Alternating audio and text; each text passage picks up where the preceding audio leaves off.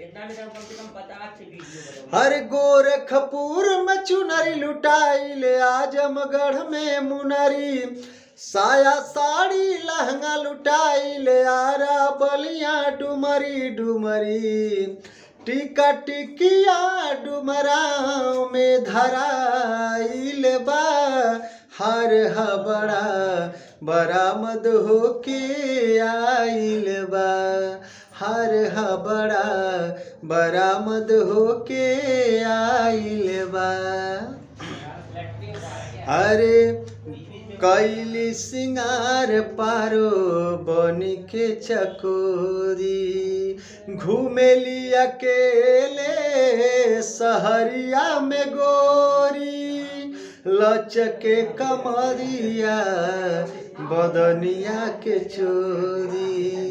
नैहर के बिगड़ल बाड़ी छोरी,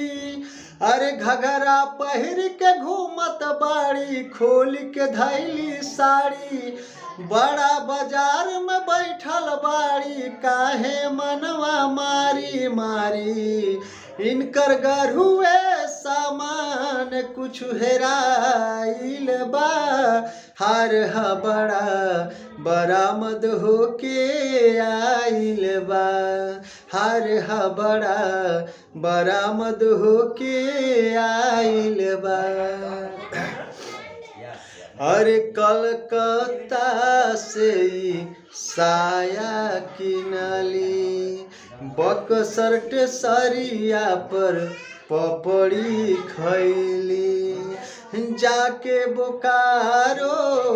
देहिया बनैली, कुशीनगर कसिया में जाके बिनसैया झुरैली, लूटे गैली यूपी बिहार लुटा के दिल्ली आइली हो, अब तो पब्लिक के मिजाज गड़बड़ाइल बा, हर हबड़ा बरामद होके आइल बा, हर हबड़ा बरामद होके आइल बा। अरे गोरखपुर में चुनरी लुटाइल, आजमगढ़ में मुनरी, साया साड़ी लहंगा लुटाइल, आरा बलिया डुमरी डुमरी,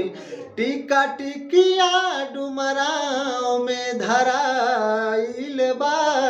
हर हबड़ा बरामद होके आइल बा, हर हबड़ा बरामद होके